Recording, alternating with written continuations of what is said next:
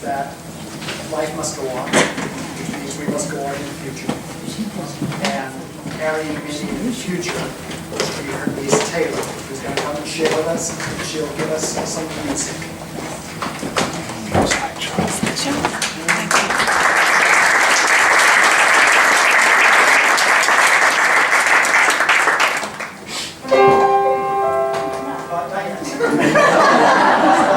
It's your preview. It's coming. I just want to start off. I did write something for Mindy, but you know, you got to get some background knowledge. So this is my first time in New York. I wish it was under better circumstances, you know. And Mindy always tried to get me to come here and see her in something, and I was always like, I can't, but there will be another time. And I never did get to see her in anything, which is a shame, but life goes on. So, a couple weeks ago, my mom informed me that my aunt did have cancer, and it was something that she was going to deal with. And I said, okay, it'll be fine. You know, cancer doesn't mean the end. It can get better. And Mom informed me that if it got bad enough, she would be coming here. And I did get that call that she would be coming here. I just got out of classes in college. I know I wasn't 12, but I'm in college. And I got that call on my way home, and I couldn't cry. I couldn't be upset. I was like, there are so many things to be done. Planning, packing, New York, crazy. So I ended up helping my mom pack the next day. And we were sitting down and we were talking. And Aunt Mindy has 3 nieces, me, Megan, and Caitlin. Caitlin's the oldest, then Megan, and me. And we all have like nicknames. Caitlin was Katie Bug, the little ladybug, it's cute. Megan was Nutmeg, like a spice, like, oh, she's cute. And I was Taylor Tot, based off Tater Tots, the fried potato. And every time she would come and visit, she'd be like, oh, Katie Bug and Nutmeg and Taylor Tot, and I was like, I don't want to be a fried potato. I'm shaped like a fried potato, but I don't want to be a fried potato. So I would always give her grief about that, and we were talking about it, and I didn't quite realize, but I had started crying, and I told Mom I didn't mind being a fried potato anymore. I cherished it. It was something beautiful that she had given me, and I wasn't ready for it to go. So I did cry. And then I came here. I came here with my grandmother on Wednesday, and we got to see her that night, very late. And like Pat said, she was a bit out of it, but I did get to say goodbye to her before we left for the night. She pulled me aside. I mean, she pulled everybody aside to say goodbye, but she pulled me aside and she said, okay, first things first, there's a man coming tomorrow. So I need you and Mom. There's a man coming for me tomorrow. I was like, oh, okay. So she said, and then the next thing she said was, tomorrow we're going to talk. And you're going to know me. You're going to meet me. And I said, I do know you. You're my aunt. She's like, no. You're going to meet me and know me for real. And I said, okay. And I got there the next day in the afternoon, and she had slept for a nap. And she never did wake up. I never did get to know what she wanted to say. I never did get to meet her. But I knew her. You know, it's Mindy. So I sat down a while ago, and I wrote something because I wanted to say something. And so this is it.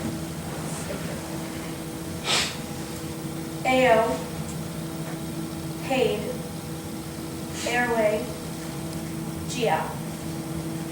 Different languages, but they all mean the same thing: a hero or outstanding individual. The English translation is Mindy Luce.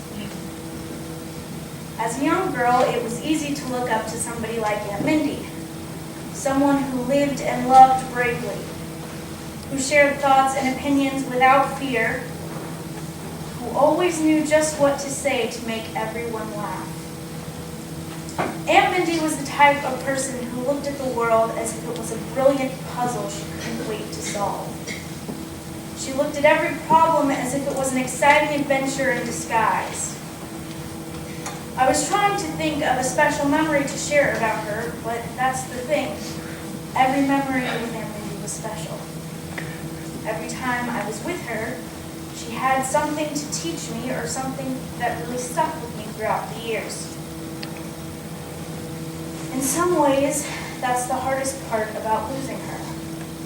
I don't feel like I have enough memories. I always thought I would have more memories, more time with her. But you can't fit the brilliance that is Mindy Luce in 19 years. In fact, I don't even think a lifetime would have been enough. Some of you might not know, but I'm a musical theater major. When I was younger, I wanted to be a veterinarian. Then someone kindly took me aside one day and explained that that involved 8 years of college, and that dream died really quickly. So during that time, I had started middle school theater, and something started to click with me. I'd never been a fan of school, but whenever I was in a show, it was always easier to get through the day, because I knew I would have rehearsal at the end. In 8th grade, I auditioned for the top theater class, and I made it. I think Aunt Mindy was more excited than I was. We would always talk for hours about the shows we were in, the plays we enjoyed, frustrating directors or rehearsal experiences. We shared it all. She would always send me a good show day text, something very personal and nice, followed by break a leg or you'll be brilliant. When I got to high school, we would have our annual musical. My first few years, I was just in the chorus. I was an underclassman paying my dues. Aunt Mindy reminded me of that lovely saying, "There are no small roles, only small actors." She showed me that you could steal the show without a single line. She came to every show that she could and praised me for every performance. Finally, senior year came and I had gotten a lead role. I was so excited for her to see it. You see, I was desperately seeking her approval. I wanted nothing more than for her to be proud of me. After the show, she pulled me aside and explained something to me that I hadn't quite understood until then. She had been proud since day one. Although she loved me being the lead, she was just as proud of me as chorus member number 56. During that time, I realized that I had found my thing. The one thing I couldn't go my whole life without, aside from acting. Aunt Mindy was there every step of the way. Every time I had an audition where I wasn't sure what to do, she would step in and help me. Every time I had a bad experience, she would be my shoulder to cry on. That's the beauty of sharing a dream with someone. There's an instant connection and understanding. My aunt was one of the most talented performers I've ever met. And this is not the end of her legacy. Going forward, everything we do with her name in our hearts. We will take Mindy Luce to the stage for all to see, because she is not one to fade quietly into the shadows. I feel connected to you all now. We all have this one beautiful person that brought us here. She has touched all of our lives. Mindy Luce did not die on Friday. We all know she's way too stubborn for that. She lives in our memories and in our love. I know this loss hurts us all. I miss her so much, it hurts physically. I can't explain the pain of seeing the strongest person in your life slowly fade, betrayed by her body, the one thing she thought she could trust. I have nightmares about it. I have a scar on my heart with her name, and it's bleeding and hurting, but I will heal. I will remember her as the happy woman with the big heart who always had something witty to say. I love my Aunt Mindy a lot. Whenever I pictured my life going forward, all my greatest achievements, I always pictured her there in all of them, openly mocking me, no doubt. My college graduation, my career taking off, getting married, having children. She was there in all of them. I know she will still be there, just in a different way. You know how the saying goes, life happens when you're busy making plans. Well, screw life. I have a very non-ladylike gesture that goes with that, but I'll save it for later. In some ways, it feels like I'm supposed to pack away every part of her and move on, but I can't. I don't want to forget everything that made her special. Her laugh, her smile. Over the years, people have told me that I have a lot of Mindy in me. My dad told me once that I had her laugh. When she passed, it hurt. Who am I? Why do I deserve to have her laugh?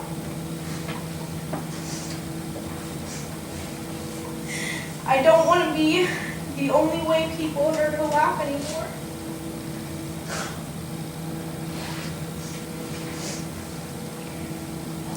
So I didn't want to laugh at all.